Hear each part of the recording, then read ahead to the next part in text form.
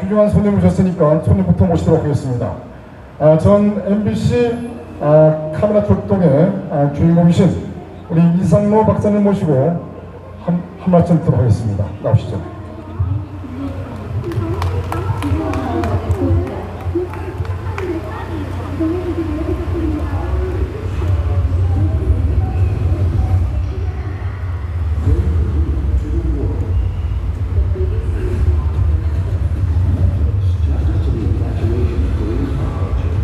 박사님, 한자가 이자, 상자, 고자신데 우리 국본의 부회장님이신 이자, 명자, 고자는 어떻게 됩니까? 제가 저보다 확률이 무시했습니다. 자, 우리 이상로 박사님께 뜨거운 박수 부탁드리겠습니다.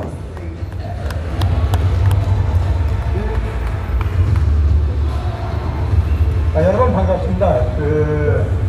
이렇게 날씨도 좀 무덥고 한데 이렇게 외국 활동을 하시는 분을 일찍 데려와야 되는데 너무 늦었다 이런 생각을 하게 됩니다.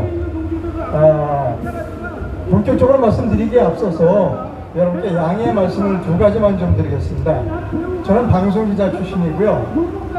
그래서 마이크에 자신 있는 줄 알았습니다. 몇 년 전에 대선 주자 무대에 올라갔다 그 대선 주자가 연설하는 것처럼 따라하다가 한 3분 하다가 목이 쉬어가지고 그 다음부터는 이 방송 마이크하고 이런 집회에 쓸 마이크는 다르다는 걸 알았습니다. 그래서 오늘도 힘차게 제가 목소리를 내지 못하는 점을 양해 부탁드립니다. 또 하나 제가 좀 미리 사전에 말씀드릴 것은 뭐냐면 한 2주 전에 제가 어느 집회에 갔다가 쫓겨났어요. 올라가서 이렇게 얘기를 하는데 내려오라고 그래가지고 말 도중에 내려왔습니다. 왜냐하면 그분들이 생각하고 있는 지금 현재 상황과 제가 말씀드리는 상황이 맞지 않았던 것 같아요. 그래서 내려오라고 그래서 말도 꺼내다가 타고 그냥 내려왔습니다. 혹시 제가 여러분께 드리는 오늘 보고가 기자로서의 리포트, 기자로서의 보고가 혹시 여러분들의 마음에 들지 않으면 내려와라 그러면 언제든지 내려가겠습니다. 그러나 여러분의 마음에 들지 않더라도 저 평생을 언론사에서 근무한 기자가 리포트하는 것이 들어볼 만한 가치가 있다고 생각하면 한 10여 분에서 20분 정도 되는 걸 들어주시면 감사하겠다라는 말씀입니다. 오늘 제가 여러분께 보고 드릴 내용은 뭐냐면 비겁함과 한국인이라는 제목입니다. 즉 한국인의 비겁함에 대해서 좀 말씀을 드리고자 합니다. 그러니까 저는 주제가 있습니다. 비겁한 한국인. 이것이 오늘 제가 말씀드릴 제목이라는 겁니다. 비겁한 한국인. 자, 멀리 올라가지 않겠습니다. 저는 윤석열 대통령부터 시작하겠습니다. 윤석열 대통령이 대통령 되기 전에 선거가 있었죠. 그때 제가 윤석열 대통령 후보에게 기자로서 요구하는 것이 있었습니다. 무엇을 요구했는가 하면 사과하라. 당신이 정말로 대통령이 되고 싶다면 박근혜 대통령 탄핵에 대하여 책임을 인정하라. 그리고 국민들에게 솔직하게 내가 박근혜 대통령 탄핵에 책임을 회피하지 않겠습니다. 그러나 대통령이 되면 여러분이 결제 해지하겠습니다. 결제 해지할 수 있는 기회를 주십시오 라고 이야기를 하라라고 끊임없이 윤석열 후보에게 이야기했습니다. 그러나 윤석열 후보는 제 얘기를 듣지 않았고 박근혜 대통령에 대해서 즉 탄핵에 대하여 이런 방구도 없이 그냥 넘어갔습니다. 그리고 대통령이 되었죠. 대통령 되고 난 후에도 제가 윤석열 대통령에게 또 요구하는 게 계속 리포터를 통해서 요구하는 것이 있습니다. 무엇인가 하면 지금이라도 늦지 않았다. 지금도 늦지 않았으니까 지금 결자 해지하라. 빨리 해라. 당신에게 집행유예 기간은 5년이다. 집행유예 기간 5년 동안에 당신은 그동안 박근혜 대통령 탄핵에 관한 잘못을 시인하고 최성훈이 석방하고 그리고 문재인이 구속시키고 그 다음에 부정선거 규명하고 그것을 해라. 그렇게 하지 않으면 아마 당신은 집행유예 기간 5년을 넘기기 전에 큰일이 날 것 같다라고 예상 리포트를 했었습니다. 그때 구체적으로 윤석열은 아마 탄핵될 것 같다. 본인이 비겁하게 되면 탄핵할 거다 라는 리포트를 했고, 제가 많은 욕을 먹었습니다. 현직 대통령, 그것도 우파 대통령이 탄핵돼야 한다고 주장하는 이상로는 좀 미친놈 아니야, 이런 얘기를 했습니다. 근데 결과적으로 제 이야기가 맞았습니다. 윤석열은 임기 5년 중에 절반 정도밖에 채우지 못하고 결국 탄핵되고 말았습니다. 자, 윤석열이 용감한 사람인가 비겁한 사람인가에 대하여 조금 말씀드릴 필요가 있습니다. 윤석열은 비겁한 사람입니다. 자신이 대통령이 될 때 털어버렸었어야 되죠. 즉, 박근혜 대통령 탄핵이 잘못됐다는 것을 솔직하게 고백하고 국민들에게 용서를 구하고 그리고 대통령이 됐었어야 하는데 그럴 용기가 없었습니다. 두 번째로, 우파 국민들을 속이고 대통령이 되고 난 뒤에 그 뒤에도 결자해지할 수 있는 기회가 있었습니다. 즉, 대통령이 되자마자 최성원을 사면하고 그 다음에 무리한 수사, 우리 좀 말하자면 보안사 같은 그런 이재수 장군의 무리한 수사로, 검찰의 무리한 수사로 여러 명이 희생되고, 그런 부분에 대해서 적어도 비서실장을 보내서 사과하고, 그리고 문재인을 척결하고, 그리고 부정선거 수사해야 한다라는 주장을 저는 계속해서 했습니다. 저는 한 번도 윤석열을 지지한 적이 없습니다. 이 점에 있어 여러분들이 저를 대단히 불편하게 생각할지 모르지만, 그러나 불편하더라도 불편한 진실을 받아들일 줄 아는 것이 성숙된 시민이라고 생각합니다. 윤석열은 나중에 계엄을 했습니다. 계엄을 하려면 야무지게 했었어야 합니다. 그런데 계엄도 야무지게 하지 못했어요. 엉성하게 했습니다. 즉, 계엄의 목적이 분명하지 않았다는 겁니다. 우리나라 계엄을 하게 된다면 주요 목적은 부정선거입니다. 중국의 공작에 의한, 중국의 방해에 의한 우리나라 주권의 침탈 때문에 그것을 수사하기 위해서 계엄을 한다라고 치고 나왔었어야 되는 겁니다. 그래서 지금 저 국회는 가짜야. 그러니까 저 국회의원이 완전 무결한지를 검증하고 난 뒤에 다시 국회를 열어야 돼. 그래서 국회는 당분간 부정선거 수사가 계엄군에 의해서 밝혀질 때까지 국회는 문을 열 수 없어 라고 계엄을 했다면, 지금 윤석열이 아마 오늘도 특검에 불려가는 그런 수모를 겪지 않아도 되실 겁니다. 그런데 윤석열은 그렇게 하지 않았습니다. 윤석열은 계엄을 발표하는 때도 부정선거 때문에 계엄을 한다는 이야기를 한 일이 없습니다. 윤석열이 부정선거 때문에 계엄을 했다고 하는 것은 본인이 탄핵소추가 돼서 헌법재판소에서 심판을 받을 때 뭐라고 그랬냐면, 내가 보안사 사람들을 군인은 계엄군을 선거관리원에 보낸 것은 선거가 부정했을 다른 이야기가 있어 점검을 해보라는 점검 처분에서 보냈다라고 비겁하게 비켜나갔을 뿐입니다. 그 뒤에 또 윤석열이 비겁한 점은 무엇인가 하면, 미국의 보수행동주의자가 용산을 방문했을 때, 한남동을 방문했을 때 뭐라고 그랬느냐 물어봤어요. 한국의 선거는 누가 컨트롤하냐 그랬더니 대답을 안 해주라는 겁니다. 계속 물어봤어요. 그랬더니 중국의 화웨이가 한다고 얘기를 했습니다. 알고 있었던 거예요. 그리고 또 최근에 계엄 탄핵되고 난 뒤에도 또 얘기가 이런 리포트가 있었습니다. 왜 부정선거로 수사하지 않았느냐 그랬더니, 부정선거로 수사하자는 이야기는 중국과 전쟁하자는 이야기야 라고 했다는 거. 그렇다면 그는 현직이 있을 때, 현직 전에 검찰총장을 하고 할 때부터 벌써 부정선거에 대해서 알고 있었다는 겁니다. 윤석열 후보가 후보로 되고 아크로비스타 자기 아파트에 누가 찾아왔느냐? 당시의 국민의힘 대표 이준석이가 찾아왔습니다. 이준석이를 만난 첫 번째 대담에서 뭐라 그러면 아크로비스타 자기 아파트에서 이랬습니다. 이준석이에게, 내가 말이야 검찰총장 할 때 내가 인천지검 애들을 보내가지고 선관위를 싹 다 수사하려고 그랬어. 그 얘기는 뭐냐면 잘 알고 있었다는 얘기예요. 그러면 왜 수사하지 않았냐는 겁니다. 적어도 그가 대통령이 되고 난 뒤부터는 부정선거를 수사할 수 있었어요. 대통령인데 중국이 무서워서 수사를 못했다? 그건 말이 안 되는 거죠. 그러니까 윤석열이 지금도 무엇인가를 알고 있는 부분이 있어요. 우리가 모르는 부정선거에 관한 중국의 개입이라든가 그런 부분에 대해서 윤석열이 지금도 알고 있는 부분이 있어요. 우리가 모르는 부분이 존재한다는 것입니다. 그러나 지금도 그것은 그는 공개하고 있질 않아요. 그는 지금도 제 추상으로는 지금도 딜을 하고 있는 것이지요. 부정선거를 했던 그것이 내부 세력이든 외부 세력이든 그 세력과의 딜을 하고 있는 것이죠. 나 아직도 최후의 카드는 뽑지 않았어. 꺼내지 않았어. 그러니까 나를 더 이상 괴롭히지 마 라는 비겁한 전략을 지금도 하고 있다는 것입니다.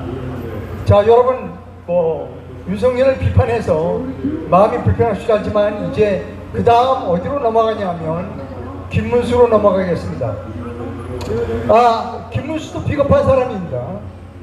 여러분 마음에 안 드시면 내려오라고 하면 내려갈게요. 언제 내려갈 준비가 되어 있습니다. 그러나 대중의 요구에 의해서 제가 드리고 싶은 말씀을 수정하거나 그리고 교정하거나 사과드릴 말씀 필요 수는 없습니다. 김문수는 비겁한 사람입니다. 우리는 김문수가 이번 대선에서 이겼다는 것을 잘 알고 있습니다.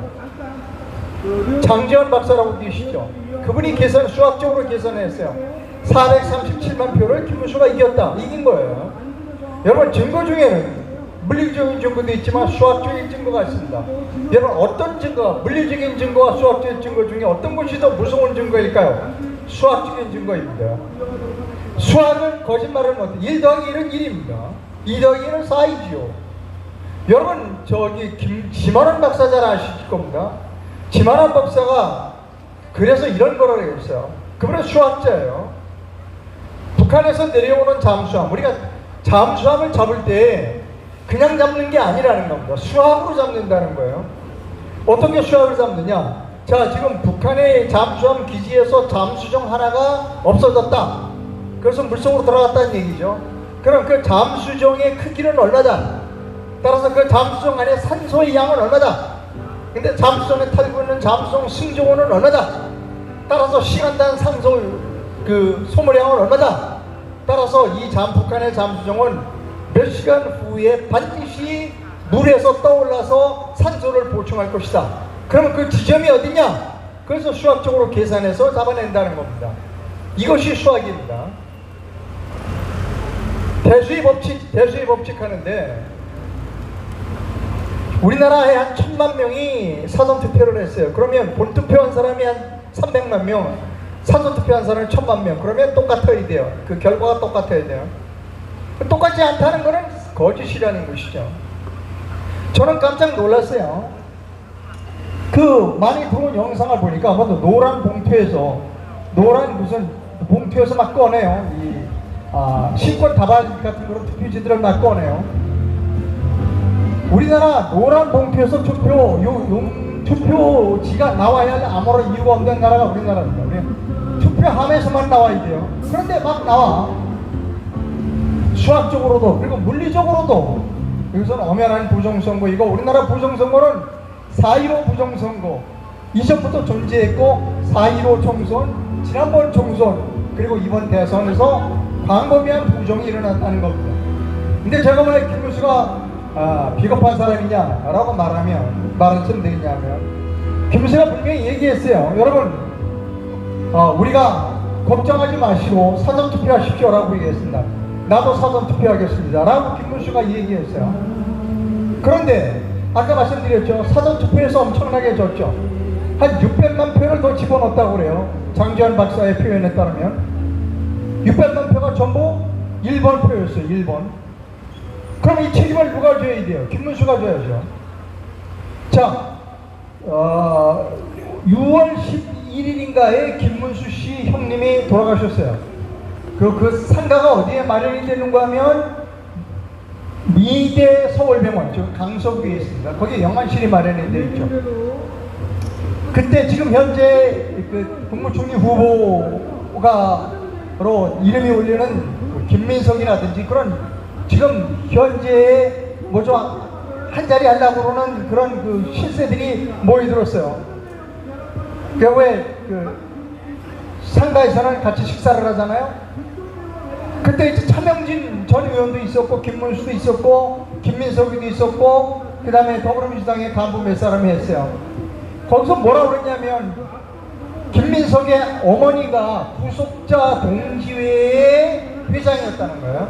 김민석의 어머니가 구속자 동지회의 회장이었다는 겁니다. 그래서 차명진도 잘 알고 김문수도 잘 알고 다 잘 아는 거예요. 같은 운동권입니다. 같은 식구들이었어요. 물론 상가했지만 덕담이 이루어졌어요. 아, 좀 형님 우리가 잘하겠습니다. 그래 잘해라. 내가 잘해라는 걸. 그리고 끝났어요. 그리고 우파 인사가 그 다음에 찾아갔어요. 우파, 제가 누구라고 말씀 안 해요. 제가 그 우파 인사에게 좀 찾아가서 물어보라고 좀 부탁을 드렸어요. 찾아가서 김문수 이제 형님 상 인사스가 조문을 하고 뭐 식사를 조금 간단하게 했겠죠. 그리고 김문수 마지막 헤어지기 전에 김문수 씨에게 물어봤어요. 당신 왜 선거 무효소송 제기 안 하느냐? 근데 김문수가 뭐라고 그런 줄 알아요? 증거가 없잖아요. 증거가 없잖아요. 자, 또 조금 전 오늘 오전 상황을 또 말씀드릴게요. 아마도 우파 단체에서 문건을 만들었던 것 같아요. 예, 이번 6.3 총선 대선은 부정선거였다고 총 쫙 만들어가지고 문구 쫙 만들어서 거기다가 김문수 후보 이렇게 밑에 해서 보냈던 것 같아요. 이게 이제 당시 시간이 얼마 남지 않았다. 왜냐하면 7월 2일까지가 선거무효 소송을 제기할 수 있는 마지막 순간이 7월 2일입니다. 왜냐하면 선거 끝난 30일 이내에 무효 소송을 제기하게 되기 때문에 넘지 않았으니까 당시에 이게 마지막 기회다. 지금 미국이나 이런 데서 다 부정선거 증거가 나왔다. 따라서 이러이러해서 부정이다. 나 김문수는 6.3 대선이 부정이었다. 내가 앞장서 싸우겠다. 라고 성명서를 만들어줬어요. 아마 우파 쪽에서 만들어준 것 같아요. 박지원 변호사나 이런 쪽에서 만들어준 것 같아요. 근데 그게 나돌았어요. 오전에 나돌았습니다. 오늘 오전에. 그래서 확인을 또 했어요. 김문수에게. 야, 이거 네가 한 거 맞냐? 아닙니다. 절대 그러지 않습니다. 나는 그런 거 성명 발표한 일이 없습니다. 오늘 아침에 또 한 번 김문수가 자기는 부정선거의 증거가 없다고 얘기한 사람입니다. 자, 지금 국제감시단이 서울을 다녀가서 이번 대선을 감시했어요. 그리고 미국에 가서 프레스센터에서 보도를 했어요. 리포트를 했죠. 보고서를 발표했습니다. 이런 문제 때문에 한국의 선거는 부정이다. 그리고 그 한국 부정선거로 총지휘한 사람은 중국의 사인자 왕운이라는 사람이다 라는 것까지 구체적으로 그들이 리포트를 했어요. 근데 정작 무엇이냐면 당사자인 김문수가 부정인 선거가 아니라는 겁니다. 증거가 없다는 겁니다. 이렇게 되면 굉장히 우리가 부정선거 투쟁하는데 힘을 받기가 어려워지는 거예요. 많은 사람들은 이렇게 얘기합니다. 김문수가 무슨 선거 때 쓴 비용을 보전받기 위해서는 각서를 썼다. 뭐 선거에 이의를 제기한다고 각서를 썼기 때문에 뭐 부정선거 무효소송을 제기하지 못한다. 그건 거짓말입니다. 그 김문수가 빌린 돈이 아니라 국민의힘이 빌린 돈이에요. 갚아야 될 건 국민의힘이고, 그리고 선거법에 우리나라 정치법에 우리나라 아마 정치자금법일 겁니다. 그거 국가에서 다 보전해주게 되어 있어요. 그거 다 거짓말입니다. 김문수는 나 국민소송인단에 가입시켜 주십시오라고 전화 한 통화 박지원 변호사한테 하면 되고, 소송비용 10,000원만 되면 돼요. 10,000원만. 모든 사람이 다 10,000원씩 냈으니까. 그러니까 이렇게 하면서 김문수가 우리나라 민주주의를 완전히 파괴하는 데에 수익을 박은 사람입니다. 자, 오늘 제가 비겁하다, 한국인의 비겁성에 대해서 말씀드립니다. 근데 우리나라는 배웠다는 사람들이 비겁합니다.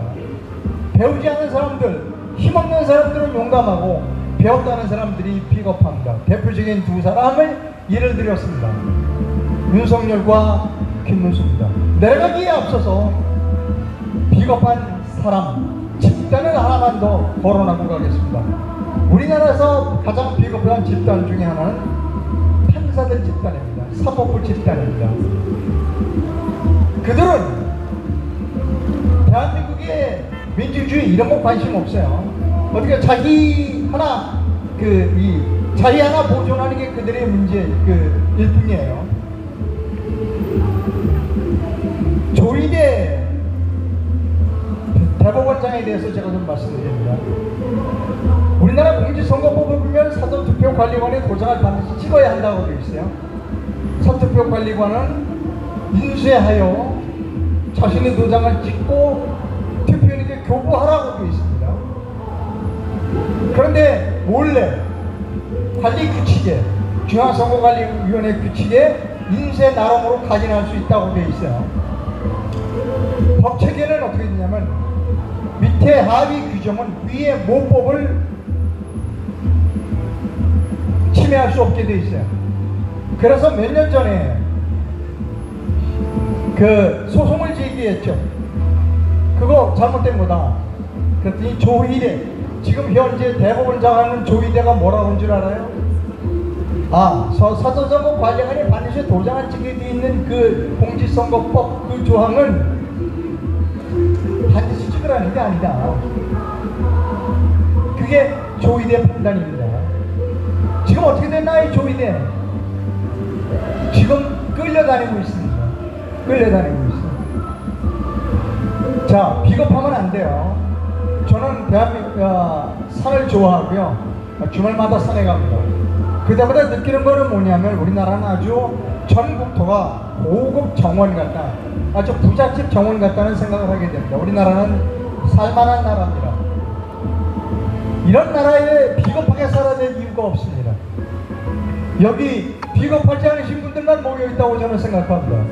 그런 점에서 박수 한번 다 같이 주시기 바랍니다. 예. 자, 말이 길었고요. 내려가겠습니다. 우리나라는 배웠다는 사람들이 비겁합니다. 가장 좋은 예가 조선시대의 말입니다. 우리나라 사대부들이 가장 비겁해서 총 한 번 쏘지 못하고 일본에 합병이 됐습니다. 지금 이렇게 배웠다는 사람들이 비겁하면 우리는 중국의 소국이 될 것입니다. 우리는 저항해야 하고 싸워야 하고 비겁한 사람 보고 너희들 비겁하면 안 된다 라고 얘기를 해야 합니다. 오늘 아침 저는 매일 아침 7시 반에 카메라 출동 방송을 합니다. 오늘 아침 카메라 출동의 제목은 김문수는 비겁한 김문수는 7월 3일 대한민국을 떠나라 라는 게 오늘 방송이었습니다. 지구를 떠나라라고 하고 싶었지만 그 죽으라는 얘기니까 제가 뭐 살인 교사를 할 수는 없고 떠나라고 얘기했습니다. 내 제목은 이렇게 할 겁니다. 김문수는 조갑제와 정규제를 데리고 7월 3일 대한민국을 떠나라. 이런 제목을 해볼까 생각합니다. 별로 가치도 없는 그 제목의 리포트를 들어주셔서 감사합니다. 여러분 감사합니다.